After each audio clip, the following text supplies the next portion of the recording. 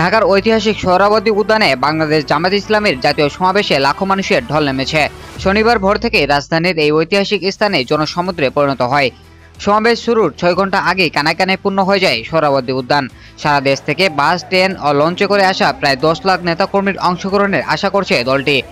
সমাবেশে যোগ দিতে রাজধানীতে প্রবেশের সময় হাতে দলীয় প্রতীক, দাড়িপাল্লা, মনোগ্রাম সম্বলিত টি-শার্ট ও পাঞ্জাবি পরিহিত হাজারো নেতাকর্মীকে দেখা গেছে। জুলাই গণহত্যার বিচার, লেভেলিং পয়েন্ট ফিল্ড নিশ্চিতকরণ এবং মৌলিক সংস্কার সহ 7 দফা দাবিতে এই জাতীয় সমাবেশের আয়োজন করেছে বাংলাদেশ জামায়াতে ইসলামী। সমাবেশ সফল করতে দায়িত্ব পালন করছে প্রায় 20,000 স্বেচ্ছাসেবক। রাজধানীর হাইকোর্ট, মনসা ভবন, শাহবাগ সহ বিভিন্ন স্পটে অবস্থান নিয়ে তারা আগত নেতাকর্মীদের সহযোগিতা করছেন। সোহরাওয়ার্দী উদ্যানের ভেতর এবং আশেপাশে দায়িত্ব পালন করছেন অন্তত 6,000 স্বেচ্ছাসেবক। স্বেচ্ছাসেবক টিমের প্রধান মাসুদুর রহমান জানিয়েছেন, স্বেচ্ছাসেবক অংশ নিতে আসা নেতাকর্মীদের সহযোগিতা করাই তাদের মূল কাজ।